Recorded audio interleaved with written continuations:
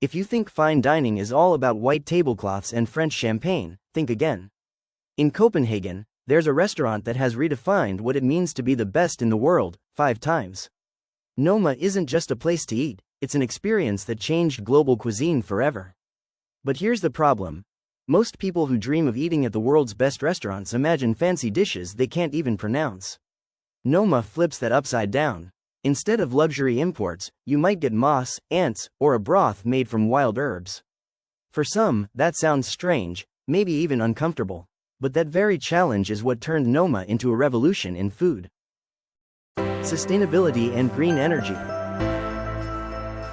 Viking heritage. Welfare system. New Nordic food. Welcome to Denmark Explained, your front row seat to the hidden gems, quirky traditions, and powerful stories that make Danish culture truly unforgettable. When you hear best restaurant in the world, you might imagine gold-plated cutlery, classic French sauces, or Michelin stars hanging on the wall. But this restaurant changed all of that. From the moment it opened, it set out to do something different. It wasn't just about cooking, it was about creating an experience that surprises and delights every sense. What makes it so unique? Let's start with the ingredients. Unlike traditional fine dining, which relies on imported delicacies, this place turned to the local landscape. Chefs explored the forests, the fields, and the coastline to discover flavors that had never been highlighted in fine cuisine before.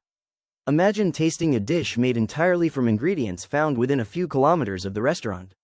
It's a concept that might sound simple, but it completely redefined what luxury dining means. And it doesn't stop there.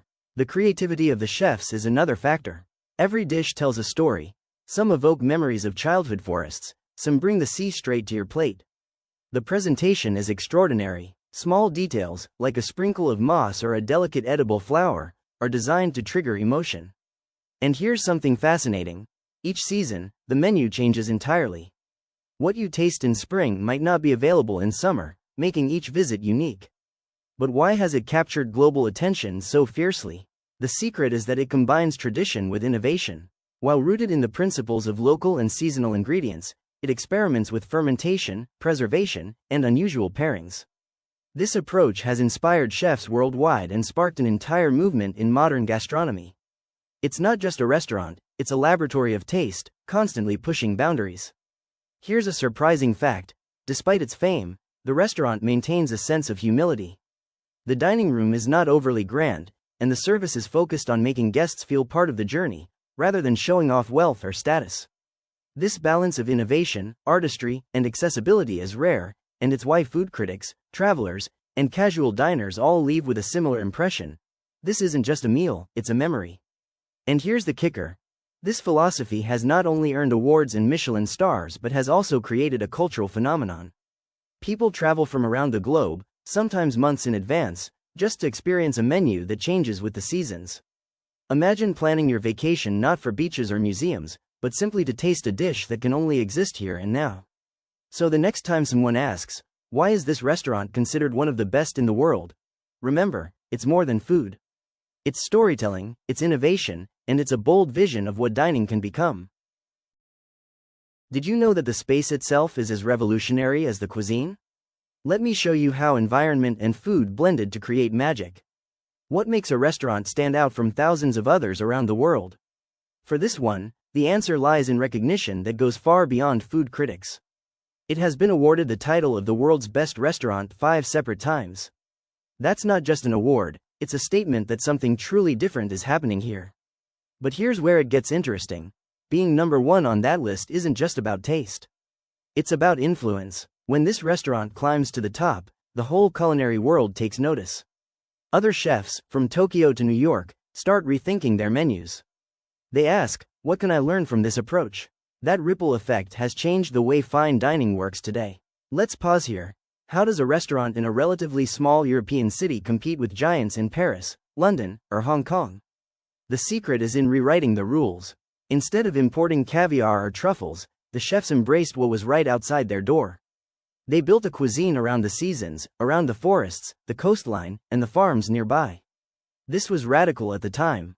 Suddenly, local ingredients weren't a limitation, they were the new luxury.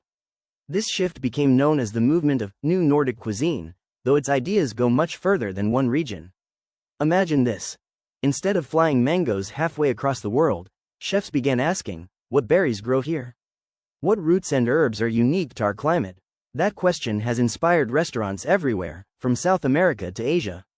Another key to its global influence lies in the dining experience itself. Meals here are not served in 3 courses like many fine restaurants. Instead, guests might experience 15 to 20 small plates, each one telling its own story. Some dishes last only a bite, but that bite is unforgettable. It's not just about eating, it's about being surprised, challenged, and delighted. Of course, this reputation didn't come without challenges. Being the best in the world brings enormous pressure. Every season, expectations are sky high. Guests fly in from every continent, hoping for something extraordinary. And here's the twist. The restaurant doesn't simply repeat its greatest hits.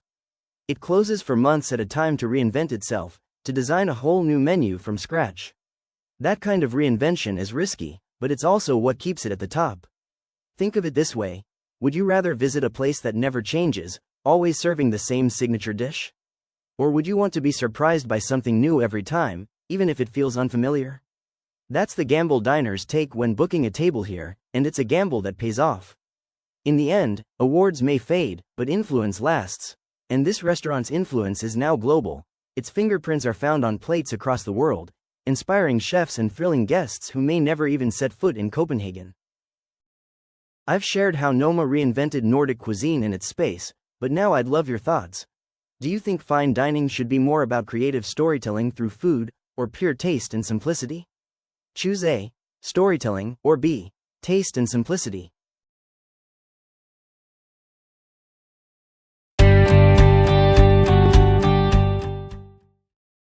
Planning a trip to Denmark?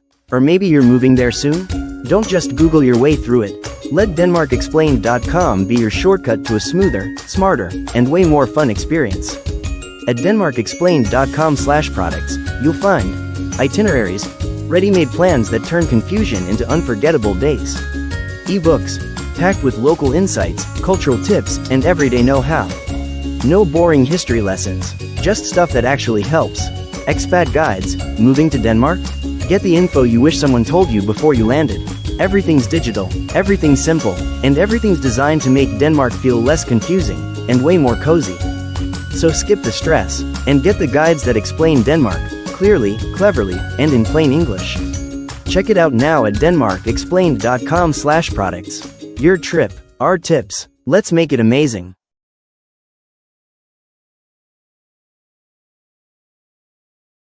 If you're enjoying this deep dive into Noma and Denmark's culinary story, hit like, subscribe, and share this video. Then drop your choice, A or B, in the comments. As we ponder that question, consider this. Noma didn't just change food, it changed culinary culture globally. When you step inside the world of this restaurant, it doesn't feel like traditional fine dining. There are no golden chandeliers or heavy velvet curtains. Instead, the focus is on simplicity, wooden tables, natural light, and an almost rustic atmosphere.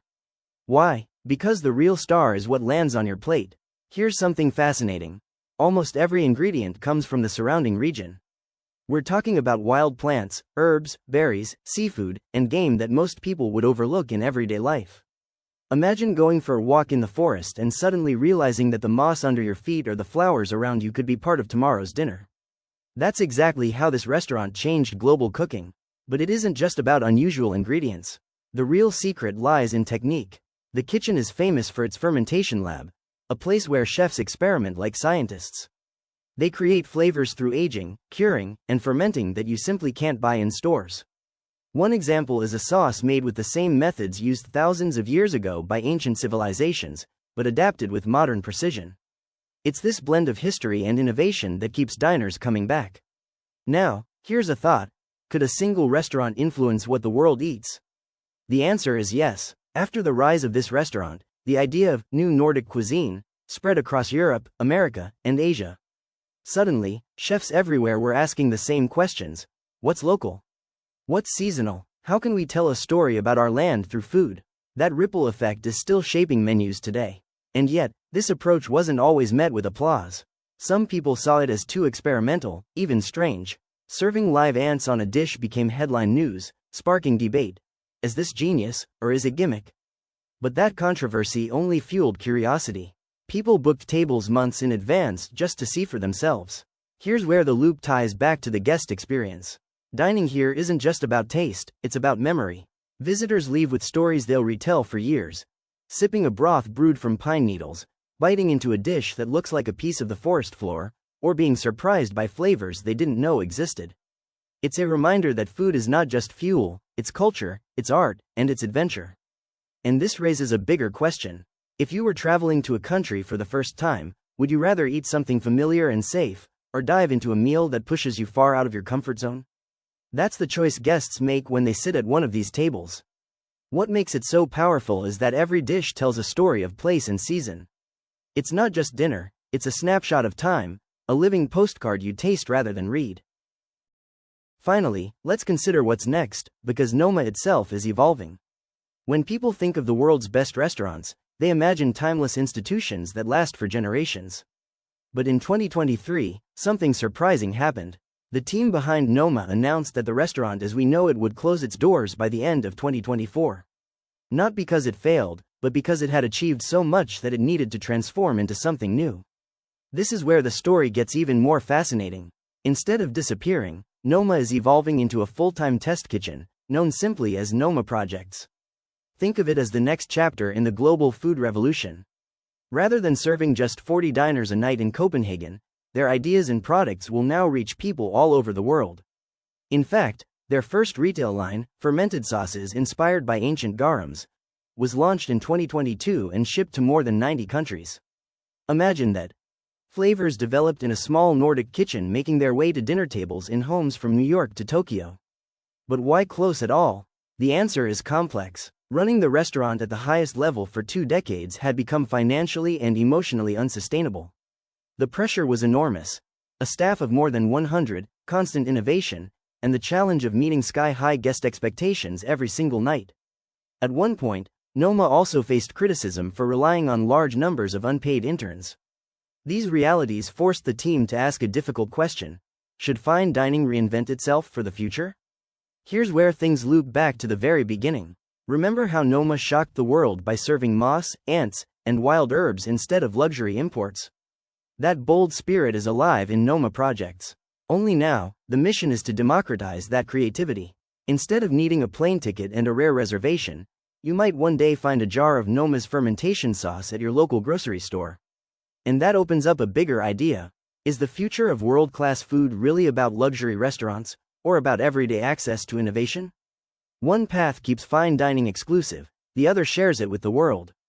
Which would you choose? Even though the restaurant itself is closing, its cultural and economic impact will continue.